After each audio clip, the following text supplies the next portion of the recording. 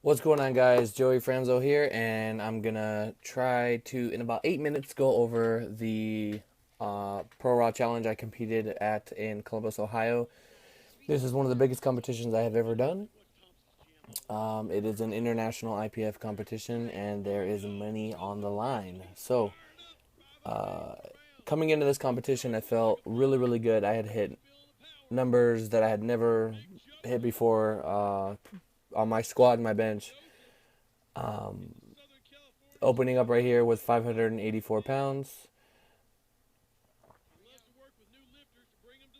And right as I hit the hole, I kind of looked forward. The bar rolled up a little bit, and it wasn't too bad. I kept my hips under me enough to allow me to push through that sticky spot. Coming up right here is 611.8, so 612. Oh, actually, here's an instant replay. 612 on the bar. Now on this particular attempt, I think I descended way too fast, and I had my feet too narrow, which is odd because like coming up, as you can see, I'm a little more calm. I'm telling myself, hey, you got a little forward, you need to correct it now, and I guess just in the heat of the moment, my body just kind of went back to what I had been used to doing, and that was squatting with a much narrower stance and heels. Obviously, I don't have heels. I'm not wearing heels. I'm wearing shoes. I'm actually not too narrow, but the same thing happened on my opener. I kept my head up this time, but the bar rolled, and I was able to muscle it up. But it just felt like I was not in control. It just felt like no matter what I did on that day with squat, I could not keep the bar from rolling up on my back, and that's an issue that I've never had before. This could be because it's my first time uh, competing at this level in flat shoes. It's a ton of weight. It's different leverages on your body when you're using flats versus heels. And this third attempt right here, 628, was actually 5 pounds under what my minimum projected third attempt should have been. So again, oh, and for this meet, I didn't handle myself at all. I had Matt Gary help me with attempts and handle me and run my warm ups and do all that. So it was a very different experience for me. But I think he did a great job. He put the right amount of weight on the bar. I didn't execute, as you can see right here. I just didn't have it. The bar, honestly, like if you see a side view of that weight, those plates were spinning. They were literally just spinning right when I came out of the hole, and nothing I could do about it. So I'm tied right now with Danny Sullivan, who I knew was going to be the guy to beat. This is my bench opener here. Bench is my most technically sound lift. I train bench more frequently than any of my other lifts. Um, Setup looks good. Nice, super long pause, as you guys can see. No problems there. Spoiler alert, I end up hitting all my benches. I had a very solid lead going into deadlifts, about 20 kilograms.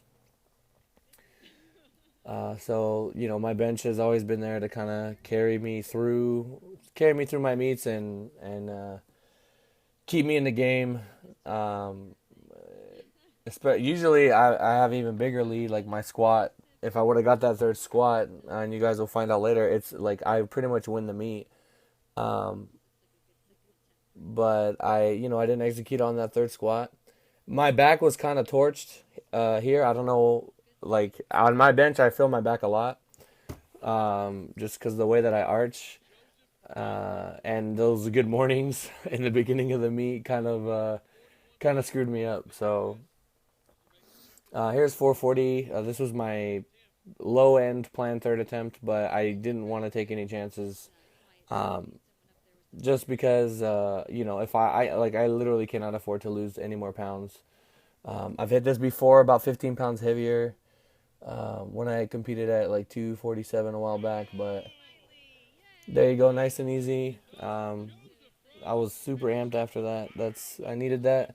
We had a nice lead going into deadlifts, and I knew that deadlifts were going to be a fight. My back was torched.